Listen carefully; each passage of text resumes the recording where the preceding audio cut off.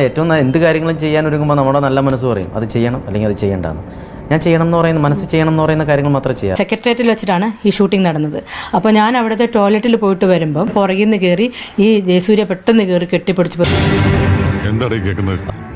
പിടിച്ചു എന്നുള്ളത് നേരാ, പക്ഷെ ആണാണെന്ന് കരുതിയാ പിടിച്ചത്.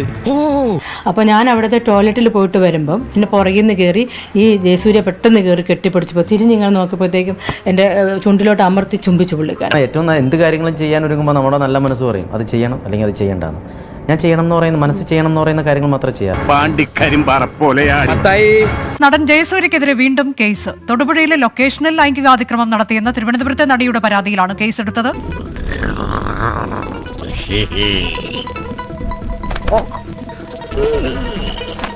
എല്ലാവർക്കും നമസ്കാരം. നമ്മുടെ ചുറ്റിനും സംഭവിച്ചുകൊണ്ടിരിക്കുന്നതെന്ന് പറയുന്നത് നമുക്ക് പോലും വിശ്വസിക്കാനാവാത്ത കാര്യങ്ങളാണ്.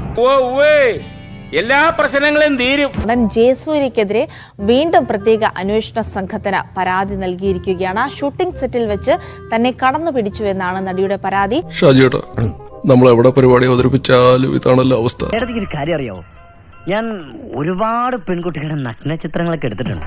അതൊക്കെ കമ്പ്യൂട്ടറിൽ കോപ്പി ചെയ്തിട്ടുണ്ട്. ഇടയ്ക്കൊക്കെ എടുത്ത് ഞാൻ മൂന്നിട്ട് സെൻഡ് ചെയ്ത് കൊടുക്കും.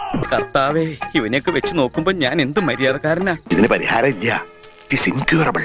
പ്രിയപ്പെട്ട നാട്ടുകാരെ, കുറച്ച് നാളായി പറയണമെന്ന് വിചാരിച്ചിരുന്ന കുറെ കാര്യങ്ങൾ ഞാനിപ്പോ ഇവിടെ വെച്ച് പറയാൻ പോവുക. പറഞ്ഞതുപോലെ എത്രയോ സ്ത്രീകൾ റോട്ടിലൂടെ പോകുന്നതാണ്. കൊച്ചിന് നല്ലൊരു വാഷ്റൂം ഉണ്ടോ? ഇടയ്ക്കിടയ്ക്ക് ആദ്യം ഈ സംസാരിക്കുന്ന വ്യക്തിനെ ആദ്യം അറസ്റ്റ് ചെയ്ത് ലോകപ്പിലാണ്. ഇത് ഭയങ്കര ഇടങ്ങേറായിട്ട് വരിക. ഈ ജോസ് കൊടുങ്ങില്ലേ? ഞാനോ?